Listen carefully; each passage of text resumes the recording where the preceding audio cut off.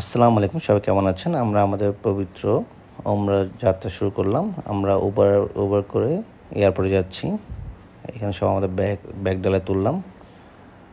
আর আমরা চিটাং এয়ারপোর্টে এসে পৌঁছালাম, চেকিং করলাম। এরপর আমরা ভিতরে ঢুকে দেখলাম কি খিদে পেয়েছিল, কী খাওয়া যায়। এবার দেখলাম ইউসিবি ইম্পেরিয়াল লাউঞ্জ, যেহেতু আমাদের ইউসিবি ক্রেডিট কার্ড হোল্ডার, তাই ইউসিবি লাউঞ্জে গিয়েছিলাম। দুর্ভাগ্যবশত আমি সুযোগটি অ্যাভেল করতে পারিনি, কারণ এটা ছিল ইন্টারন্যাশনাল ফ্লাইট আমাদের এয়ার আরবিয়াতে। ডোমেস্টিক হলে, ঢাকা হলে হয়তো ইউজ করতে পারতাম। এরপর যদি খেতে লেগেছে, পাশের দোকান থেকে কিছু খেয়ে নিয়ে এরপর আমাদের ফ্লাইট এসেছিলো এয়ার আরবিয়া। আমরা আমাদের সিটে বসে পড়লাম। প্রায় অনেকক্ষণ হওয়াতে ওরা ওদের খাবার সার্ভ করলো। খাবার ছিল চিকেন বিরিয়ানি, পনির ছিল আর পানি ছিল। চিকেন বিরিয়ানি দেখতে অনেক ইয়াম্মি ছিল, ভালো হয়েছিল, টেস্টি। একজনের জন্য ইনাফ ছিল খাবারটি। এরপর আমরা অনেকক্ষণ জার্নি করার পর আমরা শারজা এয়ারপোর্টে এসে পৌঁছলাম। আমরা কানেক্টিং ফ্লাইট নিয়েছিলাম, যেহেতু আমরা দুবাই যাব, সেই হিসাব করে কানেক্টিং ফ্লাইট নিয়েছিলাম।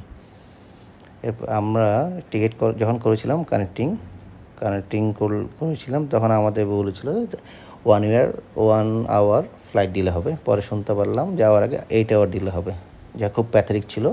তার কম্পেনসেশন হিসেবে এয়ার আরবিয়া আমাদের তাদের শারজা বিজনেস লাউঞ্জে বুফের খাবার ব্যবস্থা করেছিল। এই হলো সেই বিজনেস লাউঞ্জ। দেখেন এখানে অনেক আইটেম রয়েছে, রাইস থেকে স্টার্ট করে ডাল, চিকেন, বিরিয়ানি। এখানে আপনারা দেখতে পাচ্ছেন অনেক আইটেম ছিল। তো এখানে বেকারি আইটেম, কেক থেকে স্টার্ট করে বার্গার, ফ্রুট সালাদ, অনেক রকম ফ্রুটস ছিল। এগুলো ছিল বসার জায়গা, সব যাত্রীদের বসতে পারবে। এরপর আমরা কিছু অল্প আইটেম নিলাম খাওয়ার জন্য, টেস্ট করা যাক কেমন হয় আইটেমগুলো খুবই ভালো ছিল। ওর দিয়েছিল, এর হচ্ছে কফি মেশিন, আপনি চাইলে কফি খেতে পারবেন। এক্সপ্রেসোতে স্টার্ট করে মেশিনে সব কিছু পাবেন। নিচে অনেক কোল্ড ড্রিঙ্কস রয়েছে, আপনি চাইলে যত ইচ্ছে তত নিতে পারবেন। এখানে অনেক রকম সিট রয়েছিল, সিট যেটা সেখানে বসতে পারবেন। আর একটা ভালো ছিল, যেহেতু আমাদের বেবি নিয়ে গিয়েছিলাম, বেবির জন্য একটা প্লে কর্নার ছিল। আমার বেবিরা অনেক এনজয় করেছিল। আমার ছেলে মেয়ে দুজন এই প্লে কর্নারে অনেকক্ষণ টাইম স্পেন্ড করেছিল। তারা হয়তো অতটা বোর হয়নি। তাদের জন্য, বাচ্চাদের জন্য খুব ভালোই ব্যবস্থা রয়েছে বিজনেস লাউঞ্জে। আমি জানি না সব ফ্লাইটে কি এরকম ব্যবস্থা থাকে কি না, হয়তো ডিলে হয়েছিল, তাই আমাদের কম্পেনসেশন হিসেবে বিজনেস লাউঞ্জে ব্যবস্থা করে দিয়েছিল ফ্লাইট কর্তৃপক্ষ।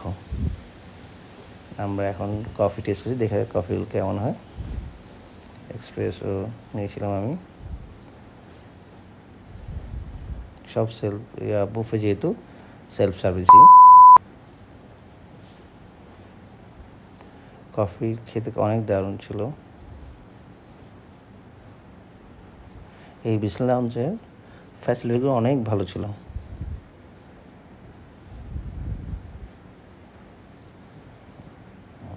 এখন আমরা চিনি মিক্স করে দেখলাম, টেস্টটা পুরোই ইউনিক ছিল। এগুলো অনেক রকম চা ছিল, চা খেতে পারতেন। চা, মশলা, টি, অনেক ধরনের পাতা ছিল, ওগুলো রেডিমিক্স ছিল। এই ছিল অনেক রকমের বুফে আইটেম।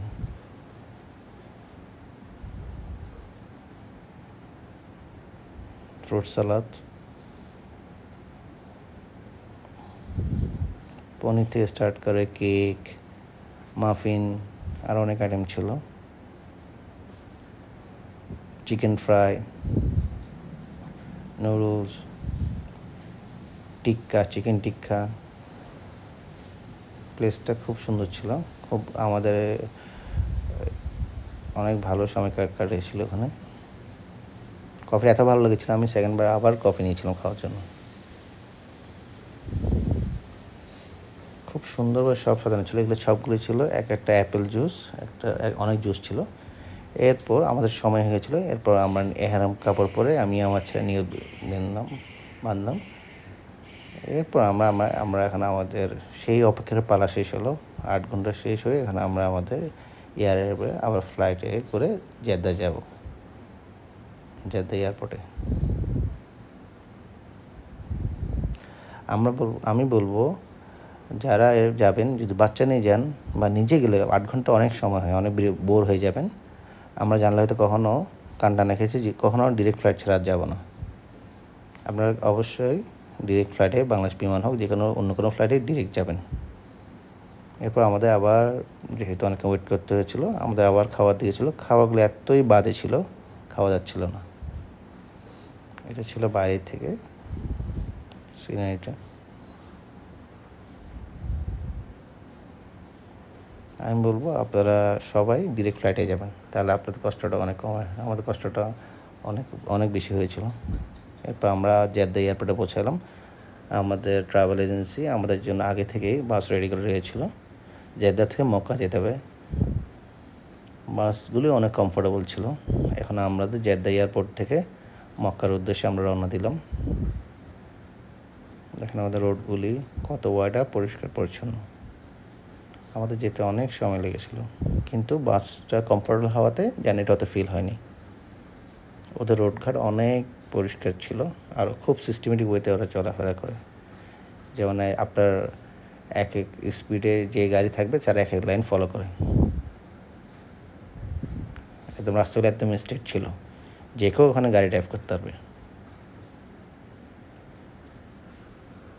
আর ওখানে মজার বিষয় ছিল, আমি বাসে দেখছিলাম এক একজন গাড়ির ড্রাইভার গাড়ির স্টারিং উপরে পা তুলে দিচ্ছে, কেউ করছে। আমরা অনেকক্ষণ, প্রায় 2-2.5 ঘন্টা জার্নি করার পর আমাদের সেই পবিত্র, আমাদের ড্রিম প্লেস মক্কা নগরীতে আমাদের এসে পৌঁছালাম। এখানে মানুষের আনাগোনা। এটা সেই কবুতরের মাঠ, যেখানে সবাই কবুতরের খাবার দেয়, কবুতর উড়ে সবাই ভিডিও দেয়, ছবি তুলে।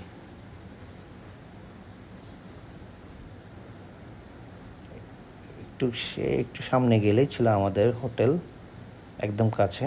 আমাদের হোটেলের নাম ছিল, এটা হচ্ছে আল হিজরা রোড, আর আমাদের হোটেলের নাম ছিল আল হিজরা আল মাসি হোটেল।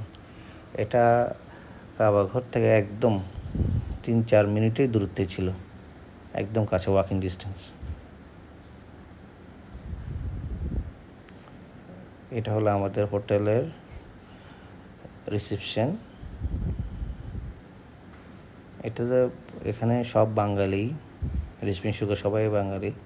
বেশিরভাগ যারা বাংলাদেশের ট্রাভেলস থাকে, ভালো ট্রাভেলসরাই এই আশেপাশে হোটেলগুলো নিয়ে থাকে। এটা দেখতে পাচ্ছেন আল হিজরা আল মাসি হোটেল। হোটেলটা খুব সুন্দর, গুছানো, খুব একটা ভালো মানের হোটেল ছিল। এটা ছিল আমাদের রুম, আর প্রতি রুমে 4 জন শেয়ারিংয়ে থাকবে, 4 জন থাকতে পারবে। এভাবে রুমগুলি সেট আপ করা। আমরা যেহেতু 4 জন ছিলাম, তাই আমরা 4 জন একটা রুম নিলাম, নাহলে বাইরে কেউ হলে তো আমরা আনকমফোর্টেবল ফিল করতাম। এখানে রুমের সাথে দিয়েছিল ওরা চা পাতা, দুধ। এই দুধটা দিয়ে চা খেয়ে অনেক টেস্টি ছিল। 1 টাইম গ্লাস, চা পাতা সবগুলি পরিমতো দিয়েছিল। আমরা কষ্ট করে কেতলি নিয়ে গেছিলাম, কেতলি ওখানেও একটা ছিল, না আনলেও পারতাম কষ্ট করে ক্যারি করে। এরপর আমরা যেহেতু অনেক টায়ার্ড ছিলাম, আমাদের উমরা করতে বেরোতে হবে, যেহেতু করে আসছি, তাই রুমে গিয়ে কোনো মতো লাগেজ করে রেখে একটু কফি খেয়ে নিলাম। লাঞ্চটা সেটা কফি খেয়ে নিলাম, যেহেতু একটু পরে আমাদের উমরা করতে আমরা বের হয়ে যাব। এই দুধটার টেস্ট চা বানালে অসাধারণ ছিল। এরপর আমরা উমরা করার উদ্দেশ্যে সবাই একসাথে ট্রাভেল এজেন্সি সবাই উমরা করতে বেরিয়ে পড়লাম।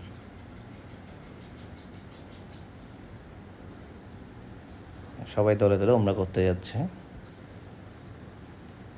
ছেলেরা কাবার সামনে যেতে হলে অবশ্যই ইহরামের কাপড় পরতে হবে, আর মেয়েদের বোরকা পরে থাকলেই ওদের জন্য সুবিধা আছে, যখন তখন কাবাঘরের সামনে যেতে পারবে, নামাজ পড়তে পারবে। ছেলেরা শুধু ইহরাম কাপড় পরে যেতে হবে।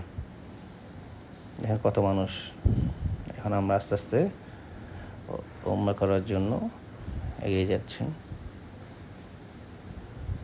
সেই সাথে আমরা সবাই লাব্বাইক আল্লাহুম্মা লাব্বাইক, লাব্বাইক লা শারিকা লাক লাব্বাইক, ইন্নাল হাম্মা ওয়া নিয়ামাতা লাকা ওয়াল মুলক লা শারীকা লাক। বলতে বলতে দেখছেন সবাই উমরা করতে যাচ্ছে। আমরা প্রায় আমাদের এই সোজা দিয়ে এহরামের কাপড় সবাই সোজা দিয়ে গেলেই এহরামের কাপড় ঢুকলে এই কাবা শরীফ, এই যে আমার সেই অনেক দিনের ড্রিম কাবা ঘরের সামনে আসে পৌঁছালাম আলহামদুলিল্লাহ। অনেকদের স্বপ্ন পূরণ হলো, আমার বাচ্চা পুরো স্বপ্ন পূরণ হলো। এখন নামাজ আদায় হবে, তাই আমরা বসে পড়লাম। আর এহরাম আপনাদের পারফেক্ট টাইম হবে রাত 10টা বাজে, তখন মানুষও কম থাকে। যেহেতু আমরা ট্রাভেল এজেন্সি সাথে এসেছিলাম, ওদের কাজ হলো যে কোনো মুহূর্তে আপনার তাড়াতাড়ি আপনার কাজটা সেরে ফেলা। তাই ওনারা আমরা আসরের নামাজের সময় নিয়ে গেছিলো। আসর যেমন নেওয়ার কারণে আমাদের অনেক টাইম লেগেছিলো, যেহেতু প্রতি নামাজের সময় ওখানে আপনার নামাজ পড়ার জন্য সবাই দাঁড়িয়ে যাবে যে যেখানে আছে। সবাই পাশে ধন্যবাদ। সামনে আরও পর্ব আসছে।